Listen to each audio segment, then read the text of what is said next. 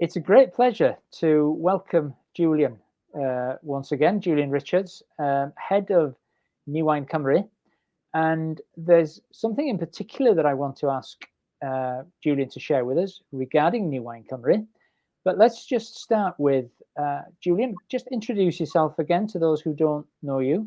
The majority of people in Wales do, in the Christian world, do know you. But for those who don't, I'll give you 2 minutes, Julian, just to introduce yourself. Is that okay?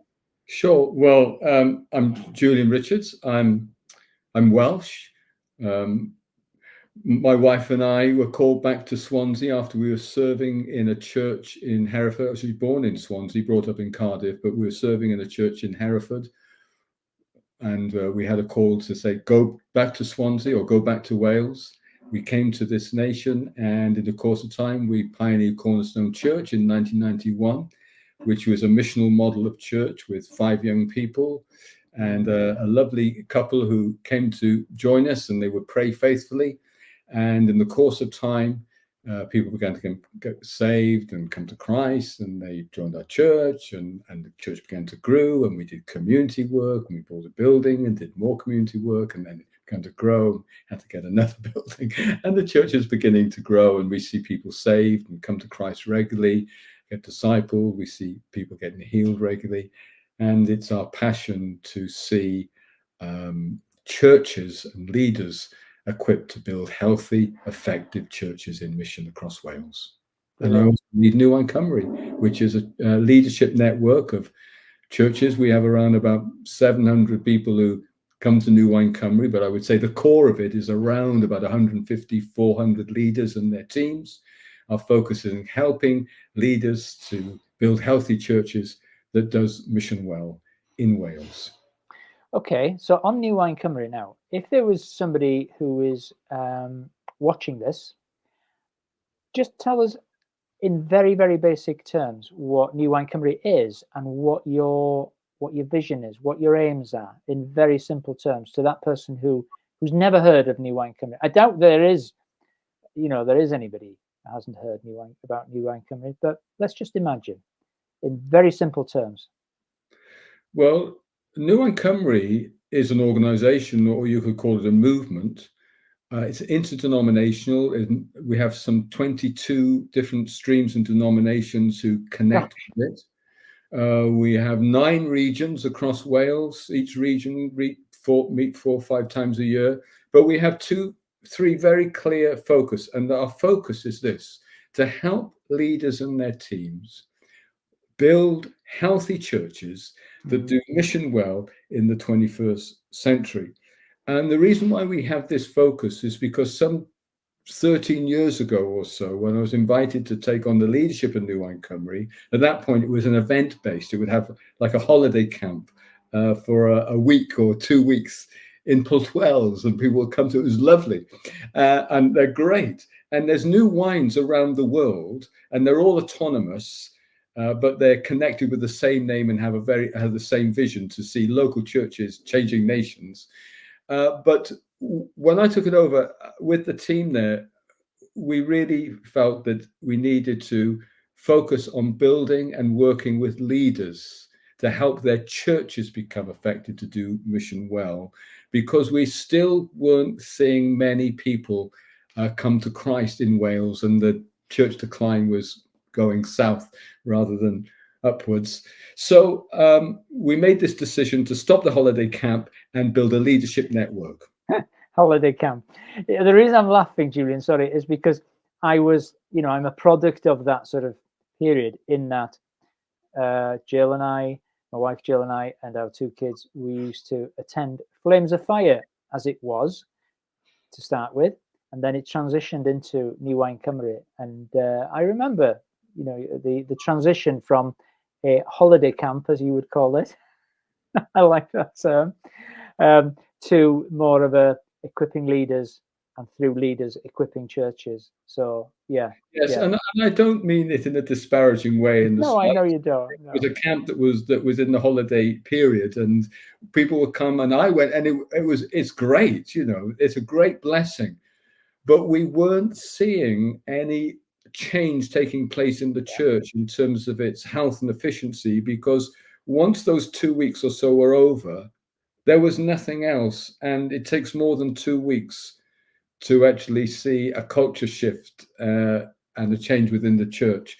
And so we decided to transition the New Wine Cymru from an event-based organization into a movement that worked with leaders and teams, so that together we could grow together and learn from one another to be more effective in building healthy churches that become missional movements. So that we, and of course, since then we see more people come to Christ and churches are reporting growing. There's more churches that are being planted. We're seeing far more healings than we've ever seen before, especially with those outside the church.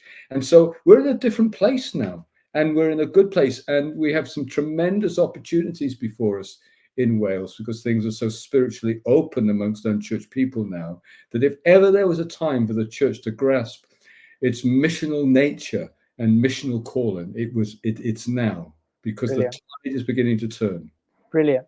You know, I sense that every time I talk to you, I sense that about, you know, we need to get a hold of this opportunity that we've got. I'm going to be asking you in a minute about one of the missional programs that you've just kicked off today.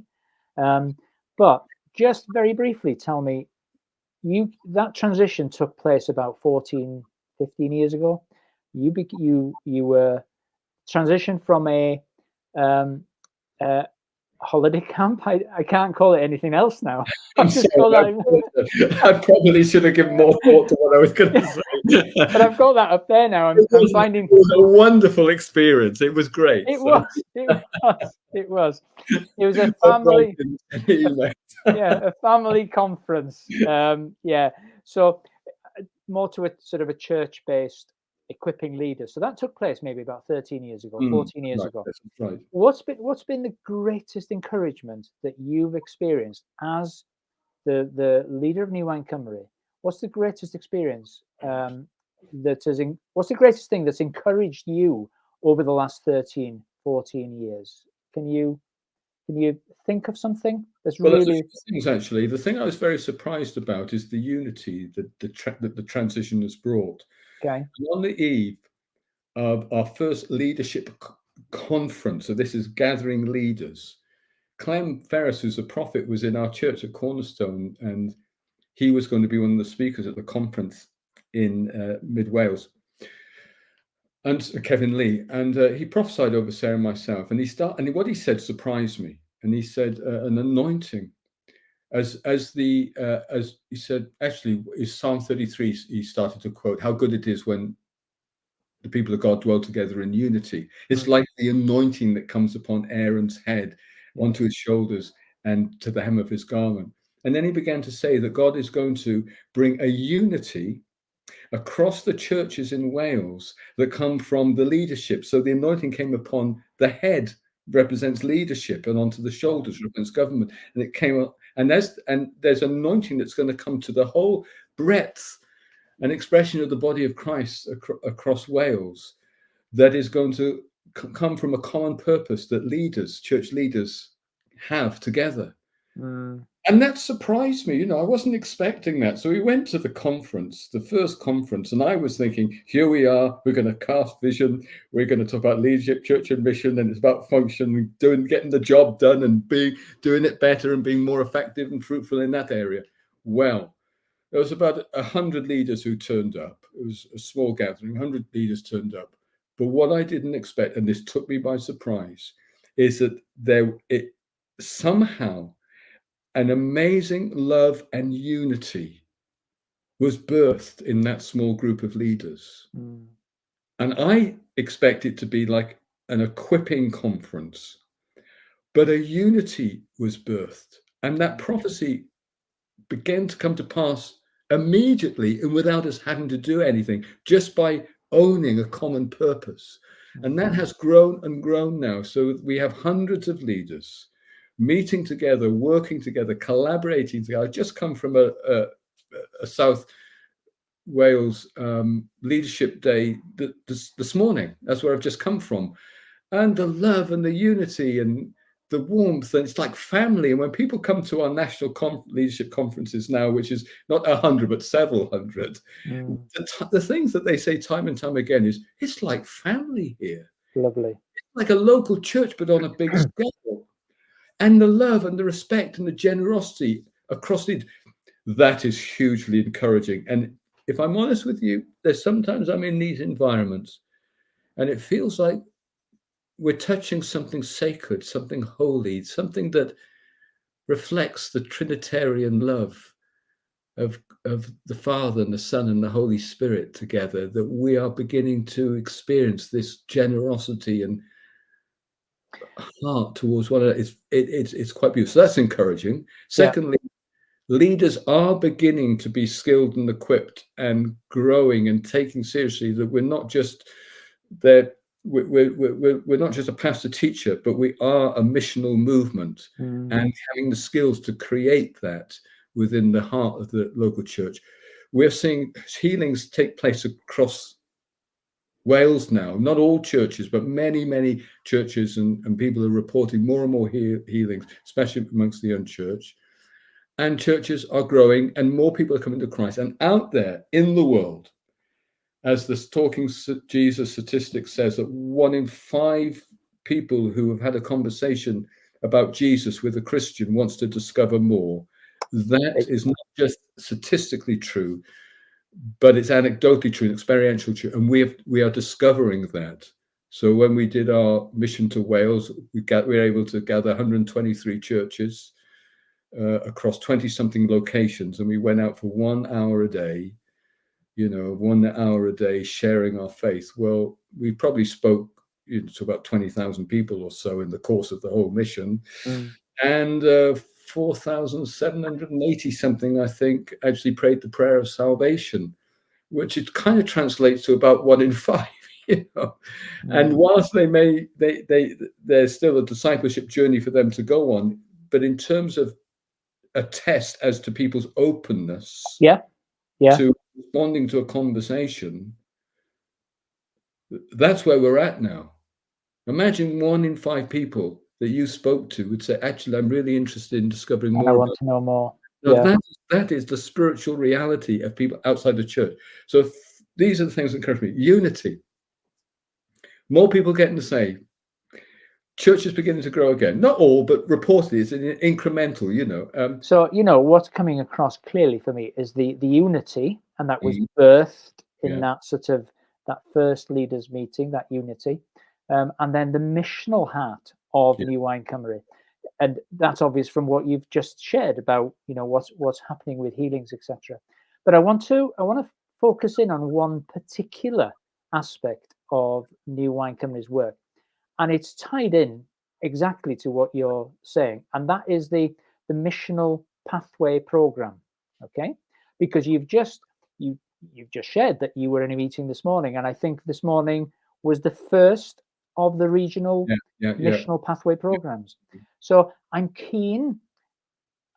I think there's 2 reasons why I'm keen to hear more about this. Number one is because I carry a missional heart, and I carry a missional heart where I believe strongly, and you can't convince me otherwise, that healing and signs and wonders are a part of the missional mandate for the church. Okay, so I want to hear it from a personal perspective, but I also want other church leaders to hear about this, because I think this is a great opportunity for church leaders who have got a missional heart to connect with this, even though they're not connected. They may not be connected to New Wine Cymru already. So, Missional Pathway Programme, tell us about it, Julian. Well, the Missional Pathway Programme is coming out of two convictions. One conviction is that there is an unprecedented in our lifetime spiritual openness that I've been reflecting on. And when the Talking Jesus did their first survey in 2015, they were so shocked to see how open people were to having faith be shared with them that they repeated the survey. But it came up with the same. Yes, they repeated because they thought this can't be right. But it came back the same results. Brilliant. 2022, just coming out of COVID, they repeated it again, and the spiritual openness has gone up. And then speaking with Paul Williams, who's the chief exec of the Bible Society, and he's also the professor in Regent's Theological College or University in Canada. But his specialism is missiology and research. So when he took over the chief exec, one of Bible Society, one of the things they've done is they've done a survey basically to discern the spiritual openness in the nation, and they've got the same results. And he said to me, sitting around the table, he said to me, Julian, this nation hasn't been more spiritually open than it is in the last 40 years. This nation, as in the UK or in Wales? Yes, the UK. And he surveyed England. I think they surveyed Wales and England. I think they might have done Scotland, but I know certainly the stats in England and Wales, high spiritual openness, and even more so in Wales, according to the stats. So this come out to two things. One, we have a unprecedented opportunity where people are not resistant to hearing about faith or discovering him as they once were. How long that window will remain open, it's a season, we don't know. So it's come out of this conviction that we really have to gear the church up and make them aware of the openness and help and be equipped and mobilized to maximize it. As Jesus says, look, the harvests are white, pray, send out workers. But the other side of it is out of a conviction that mission and evangelism is not just the activity of sharing our faith, it's wholly connected to the church and the health of the church and the culture of the church. Yeah. And churches mostly are pastor-teacher orientated, that disciple, well, actually do mission now and again, disciple certain, I don't know that we're great at discipleship, so that's the type of thing. We teach, we pastor, we worship, we do mission now and again, and we disciple if we get the chance. But Jesus, his church is a missional church. It's mission first. Jesus is, they say, he's our pioneer of our faith, or our first apostle, as Hebrew puts it. And the word apostle is apostolos. It means to sent one.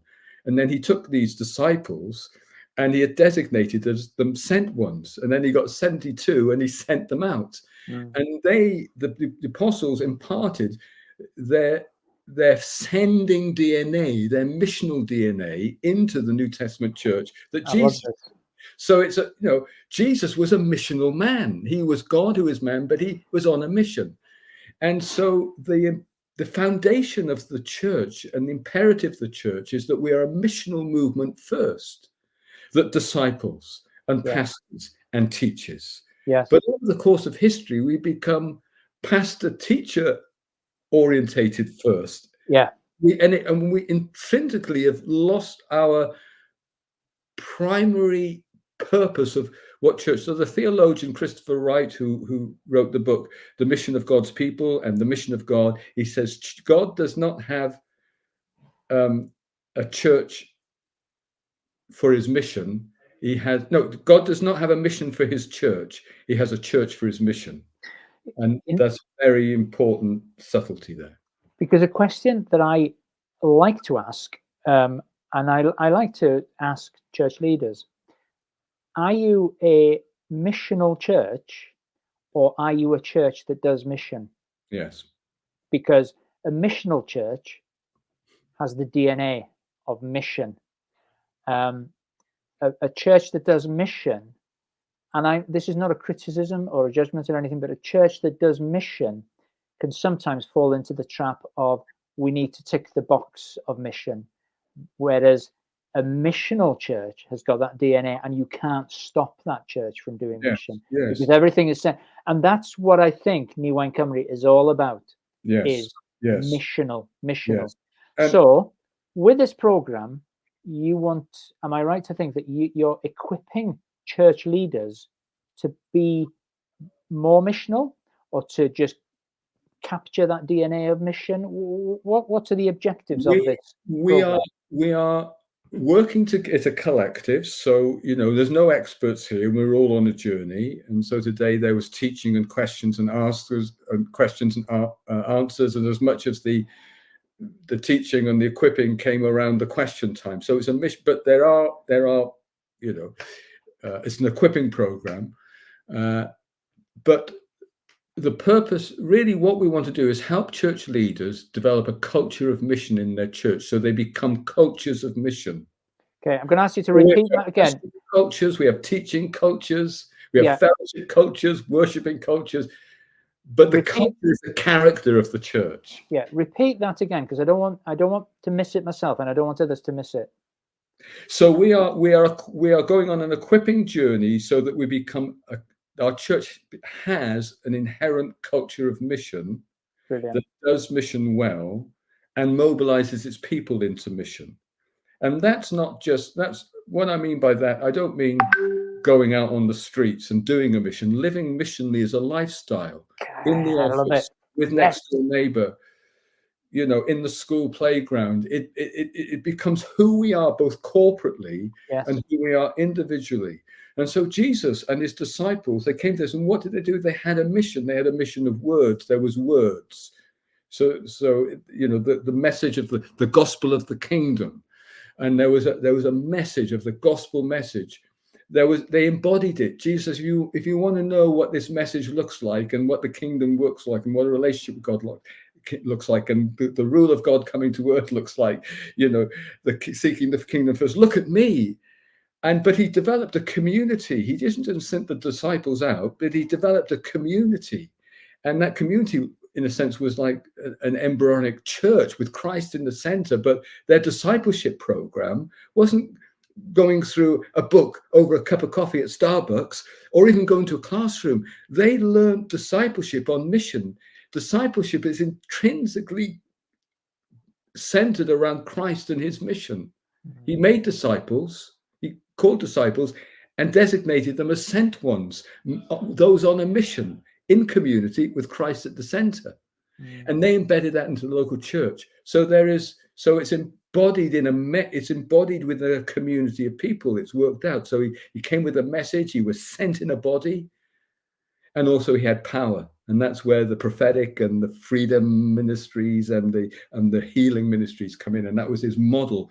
And churches that have been most effective in longevity, transformational growth, transformational change, both societal and individually, those churches and movements are the ones that are most closely adhered to Jesus' priorities in terms of mission, embodiment, and empowerment. Brilliant. I'm keeping a lid. Yeah, I'm keeping a lid on it here. As far as, because when I hear, when I'm listening to you about mission and, seeing healings, and that really stirs me. Okay. So I'm keeping a lid on it here because we're here to talk about, New Wine Cymru and this program. So go on. Sorry, go on. Can I just qualify something just for any pastors and teachers? And, I'm a pastor, I'm a teacher, I love mission, and all those type of things. It's not replacing the ministries or putting one's more important than the other. Paul says, as a wise master builder, I lay a foundation, which is Christ and his mission. You can't take the mission out of Christ, So the church is a missional movement. It's Christ and his mission. He says, and others come and build on it. So then the pastor comes in and the teacher comes in, but they're coming and building on a missional foundation. So there's a missional mindset and a missional stream that is integrated and works through the pastoral ministries and the teaching ministries. So we're raising up a church to become Christ the shepherd to our communities and Christ the teacher to our communities. And so it's what we build on. So we need all of the ministries, but we have to develop a theology that church is a missional movement first. What I'm hearing, and please correct me if I'm wrong, but what I'm hearing is that the model of church that we've seen for decades foundation has been teacher, pastor, and then okay, we'll do some mission.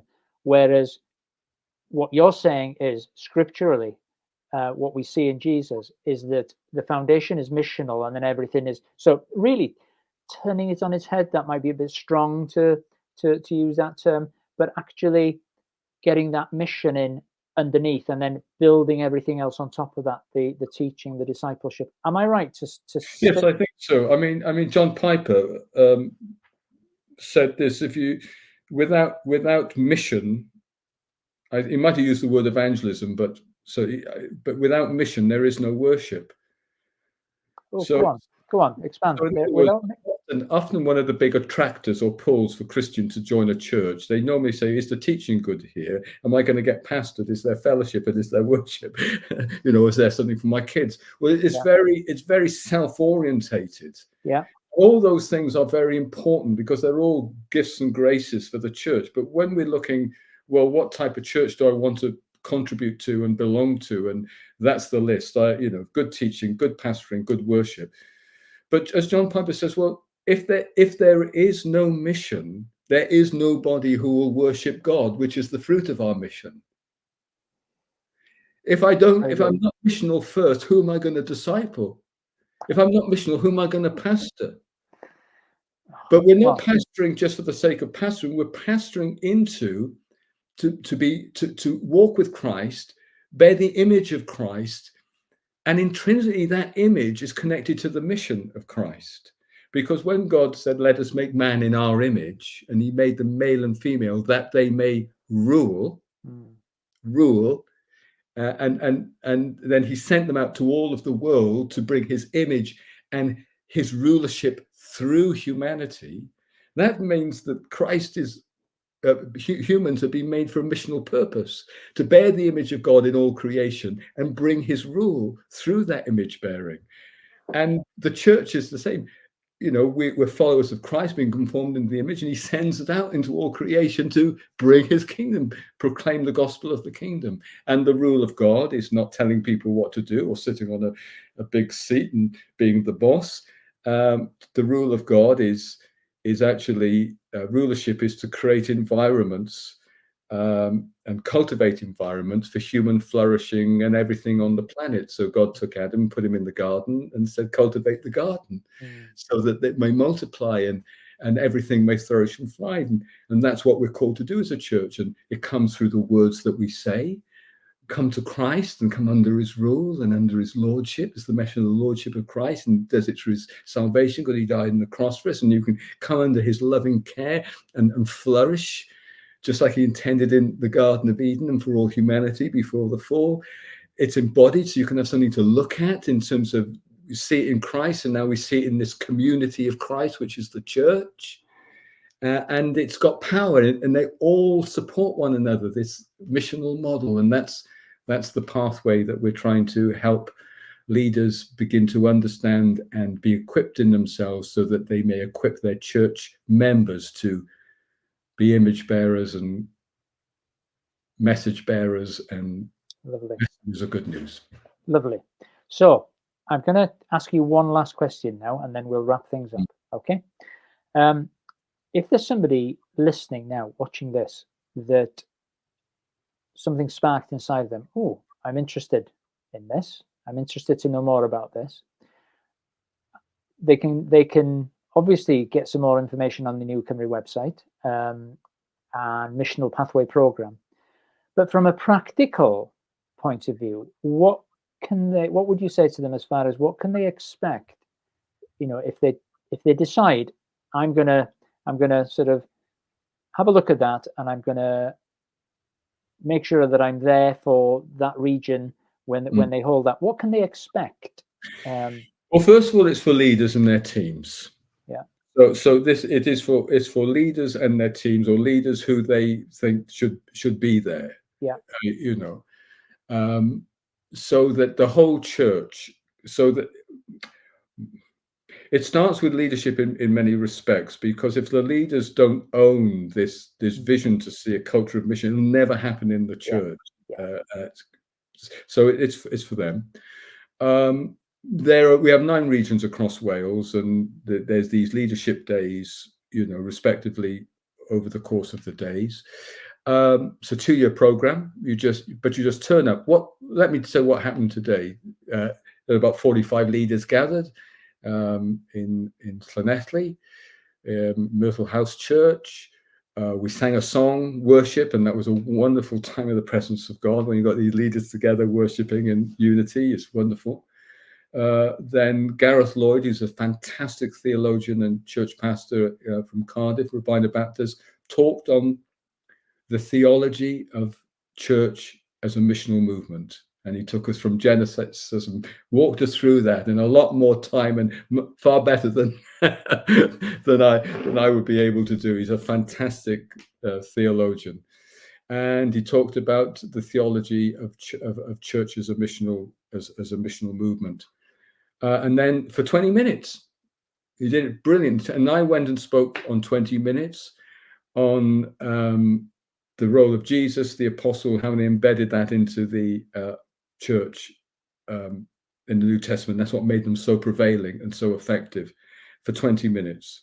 Then we had a little bit of a coffee break and people came back, and then they discussed as leaders their thoughts and reflections on, do I see church in that way? Do I teach this regularly? Do my congregation see church as a missional movement? When people are joining my church, why are they joining it? Are they joining it because they want better worship, better pastoring, better teaching? Or are they joining it because they realize that they're a missional movement and they want to lay their lives down for that and play their part in that? Or is it more consumerism? The challenge of that. And then we had question and answer time. Yeah. And people would make comments and we questions, and and there's a lot of real practical stuff coming out through all of those questions. And we had a great time, and then we had lunch together. Brilliant. And had a great time chatting, catching up. There was prayer, and then everybody went home. And here we are. So this missional thing is supported by resources and things like that as well. So you know, it's not just on a one-off in teaching. Just to bring some clarity as well, when you say that it's a 2-year program, that can be interpreted in many ways. It can be interpreted that it's a week-on-week thing for 2 years, which is whoa, but it's not, is it? It's 4 times a year for 2 years, and it's two or 3 hours. It's either a morning or over lunchtime or whatever. Just to give that sense of, you know, it's not a it's not a huge commitment. I think the reason I was keen to get you on, Julian, was because this is a resource for the church, for church leaders, for the church, particularly church leaders. This is a resource that is so valuable, I believe, because, you know, you have walked the walk over the last 30, 40 years as a church leader, leading New Wine Cymru. You've got a half a mission, you've got that experience, you've got a voice in this. So and I'm not trying to sell this or anything, it's just what's on my heart. But the church leaders throughout Wales can tap into this, I think, is, you know, an opportunity not to be missed, really, as far as but then I'm biased because I have half a mission. So that, I think it's for all church leaders to go on this type of journey, because we can't do it without the pastors and the teachers and the evangelists and the prophets. Because it's not, I know evangelists are missional minded, but it's not just about the missional ministries. In Ephesians, it says God has given the apostles, prophets, evangelists, pastors, teachers to equip the saints to do the work of the ministry, to attain to the unity and the knowledge, you know, in the faith, etc. And he says that we may grow into maturity to attain the full measure of his fullness. Now, our missional effectiveness depends upon the measure that we attain to in the fullness of Christ. Because in Ephesians 1, it says, Jesus is the head of the church, which is his body, the fullness of him that fills everything in every way.